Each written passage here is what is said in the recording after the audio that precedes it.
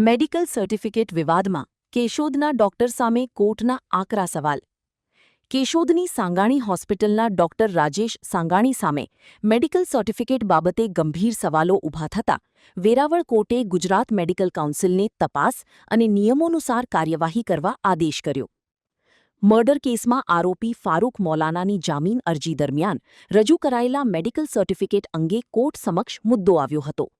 આરોપી જેલમાં હોવા છતાં તેની તપાસ કર્યા વગર સર્ટિફિકેટ અપાયું હોવાના આક્ષેપ અંગે કોર્ટે ગંભીર નોંધ લીધી. જેલમાં રહેલા આરોપીની તપાસ કર્યા વગર મેડિકલ સર્ટિફિકેટ આપવું ગંભીર મિસકન્ડક્ટ ગણાઈ શકે અને આવી બેદરકારી ન્યાયિક પ્રક્રિયાને અસર કરી શકે હોવાનું કોર્ટે જણાવ્યું. રિપોર્ટર પ્રકાશ દવે, જૂનાગઢ. માં motor driving, safe and sure driving.